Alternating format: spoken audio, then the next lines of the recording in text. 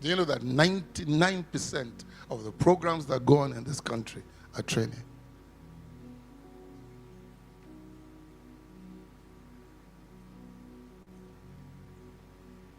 I don't know if our son here will employ a lawyer who went for 6 trainings in Lagos, or a lawyer who has worked with another son for 2, 3, 4, 5 years. Who will be more efficient?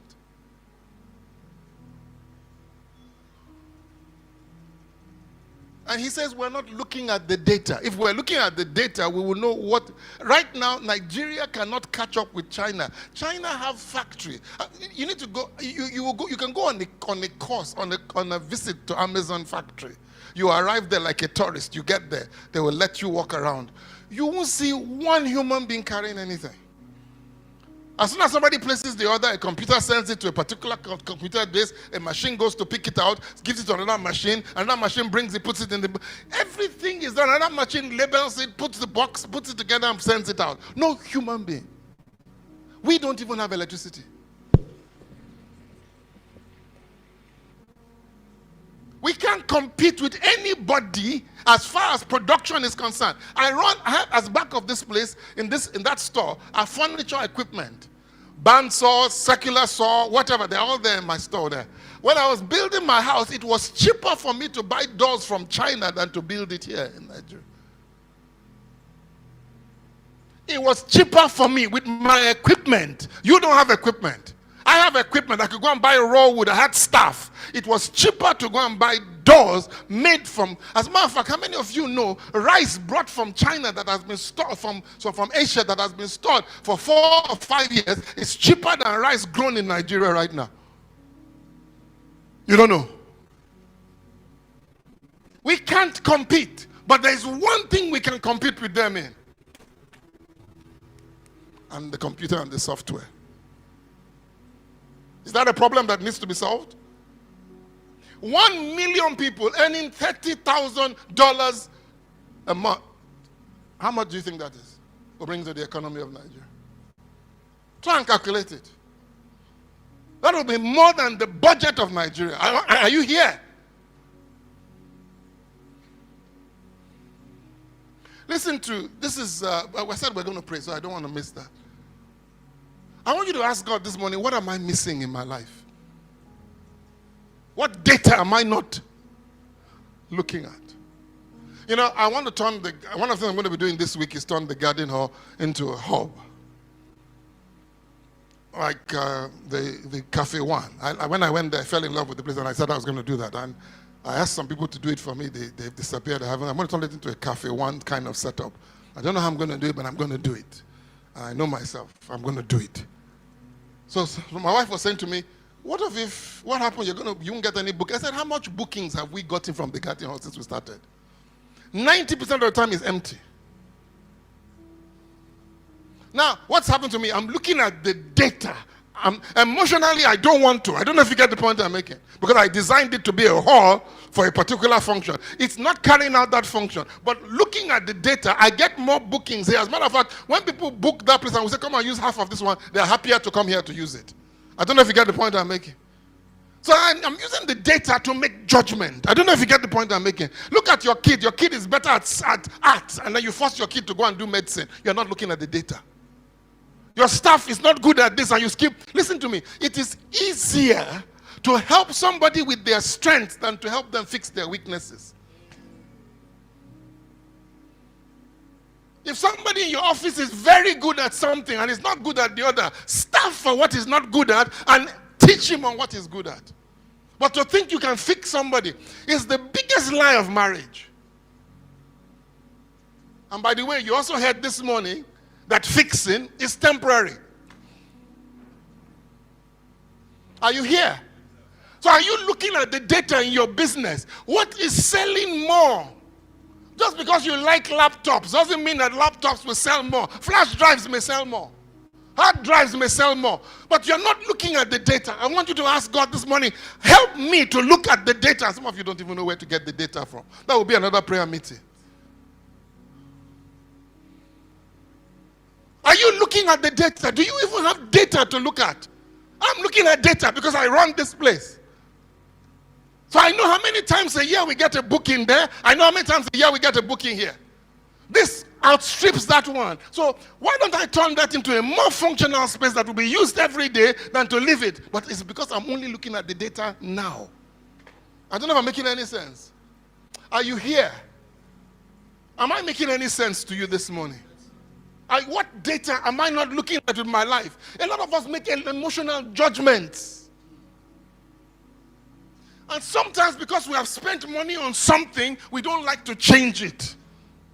And sometimes that money cannot be recovered. Just leave it and move on. Am I making sense? Leave it and move on. Have you ever heard of multiple streams of income? Now, this gentleman, this is his last year at African Development Bank. So they were asking him, does he have any advice additional for Africa? Listen to what he says. I haven't gotten to my message yet, but I will. You can't just depend on the benevolence of others.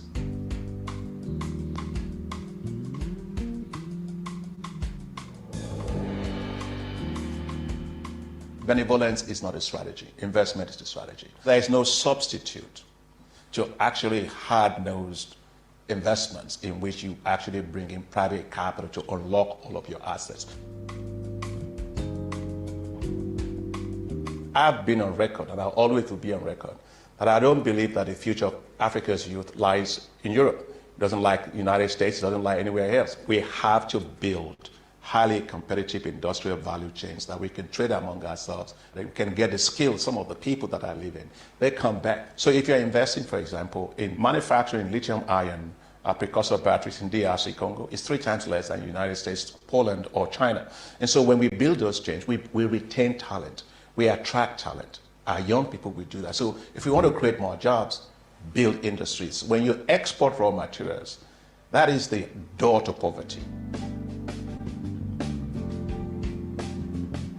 For me, inequality is not something that is a theoretical concept. I went to a village school in which I had to walk kilometers to go find water. And so I know very, very well how that is. Poverty is not a statistic. There's a mother, there's a child, there's a farmer, there's a rural community that needs access to electricity, to water, to sanitation, to health. What happened? You didn't finish now. Guys?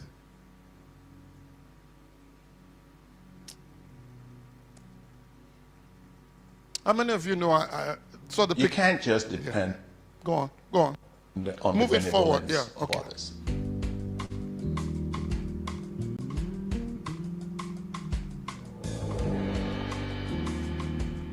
Benevolence is not a strategy. Investment is the strategy. There is no substitute to actually hard-nosed investments in which you actually bring in private capital to unlock all of your assets.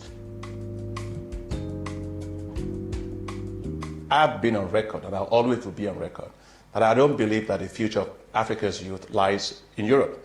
It doesn't like the United States, it doesn't lie anywhere else. We have to build highly competitive industrial value chains that we can trade among ourselves, that we can get the skills, some of the people that are living, they come back. So if you're investing, for example, in manufacturing lithium ion precursor batteries in DRC Congo, it's 3 times less than the United States, Poland, or China.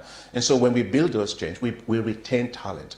We attract talent. Our young people will do that. So if we want to create more jobs, build industries. When you export raw materials, that is the door to poverty. For me, inequality is not something that is a theoretical concept.